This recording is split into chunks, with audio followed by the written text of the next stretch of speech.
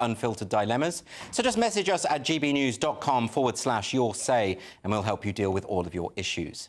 A new book written by the poet Jenny Lindsay explores her and others' experiences with trans campaigners and the ways in which women who speak up for their rights are silenced.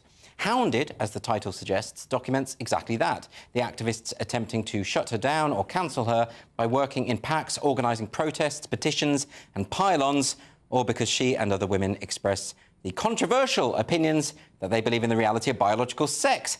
Well, Jenny, I'm delighted to say, joins me now. Welcome to the show. Thanks for having me. So, Jenny, Hounded, tell us about the genesis of the book.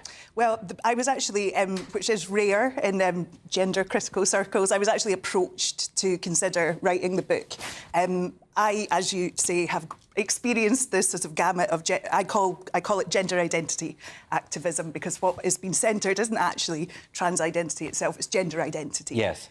So gender identity campaigners had targeted me in the Scottish Arts to the point where I felt compelled to write an 8,205-word essay exploring my own experiences in detail, because what happens if you get hounded, particularly if you're not somebody who is uncancelable, yes, shall we say. And although performance poetry is one of the world's most lucrative art forms, I was not exactly in a position to survive it. What sort of harassment were you experiencing? So, it would take far too long to go into my own experiences, to be honest with you, but what the book is trying to do and why I was approached to write it was off the back of the essay that I wrote about my own experiences. Yes. So what I identified in that essay and what the publisher Polity was interested in doing was looking at the different types of harms faced by women who speak out in the gender wars. So this isn't about the harms of the ideology itself.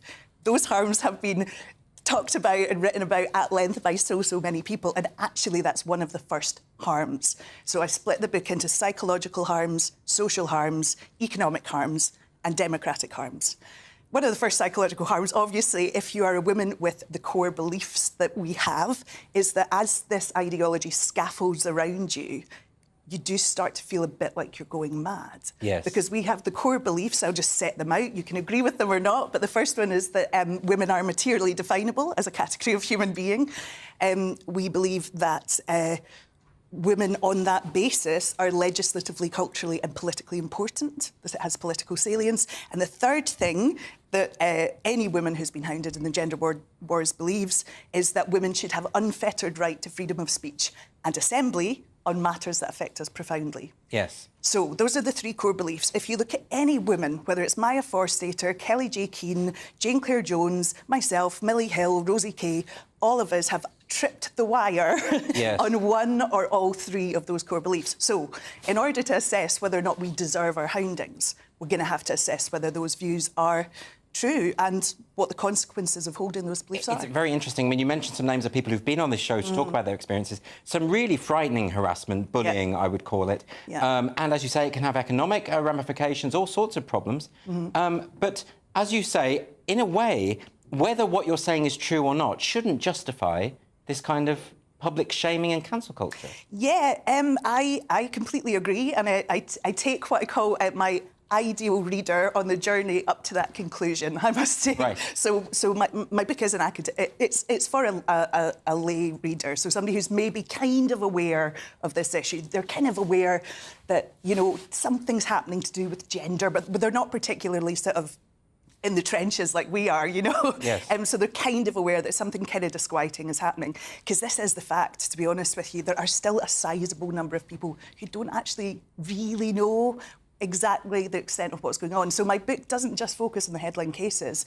I'm focusing on women that nobody will ever have heard of. That's a really key point, because a lot of the time when we think of cancel culture, we hear about attempts on celebrities, attempts to cancel celebrities, but the vast majority of cases are people you never hear of. Exactly. And as I said to the Daily Telegraph the other day, a lot of their viewers have never heard, some of you will never have heard of me. I mean, you know, and I'm often tagged in on Twitter to these kind of arguments where people are like, oh, if you don't think cancel culture is real, look what happened to Jenny Lindsay. And it's like, yeah, I wasn't well known enough to survive a hounding. Yes. What I've had to do is write my way out of my hounding, but I'm writing non-fiction. I'm not writing performance poetry stage shows anymore, so I've had to find a new way to do it. It's a fascinating topic and very, very timely, this book. So just tell us quickly, you're having a launch, I believe, for the book. I am. The reason that I'm spirited onto your bill this evening is I'm actually down in London, very rarely leave the house, but I've got a book launch tomorrow with the Free Speech Union at the Hippodrome.